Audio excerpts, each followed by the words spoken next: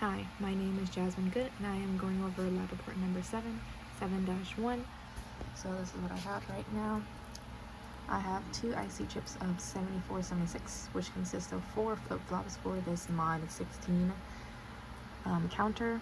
So for this case, just for visual, I just made it easier to visualize by adding all these small purple wires for the first 2 flip-flops and all these blue wires for the second set of flip-flops, because those are all the J, the K, the pre, and the clear all set to VCC.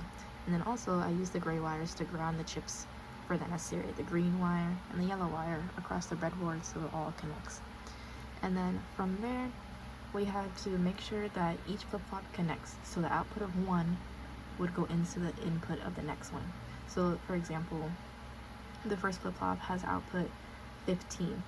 So 15, and then it goes all the way into the input of the second flip-flop, which is pin 6. And then for the effect, since this is the third flip-flop, we have 11, and 11 goes down into that first pin right there. And then we have 15 again, and 15 goes to 6 again. Okay.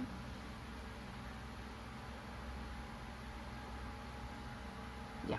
So we had all the VCCs connected and everything broken down, but make sure every wire is connected. And then we also had the clock attached, and then we had a logic switch, because the logic switch is going to be the one that helps us determine the LEDs that's going to be counting it. And then I had the LEDs connected to each flip-flop. So I had LED for pin 15 for the first flip-flop, and then I had an LED attached to pin 11 for the second flip-flop, and the third flip-flop I had pin 15 again, and then pin 11, so it had a pattern, and it all goes up on top, so I can read it on top.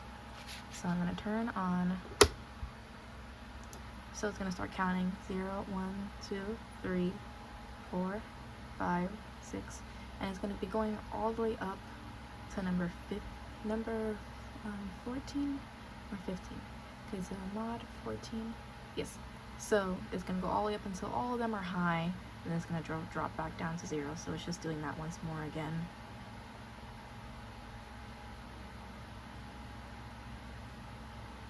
Okay, so it goes all the way up to 15, and then that is it.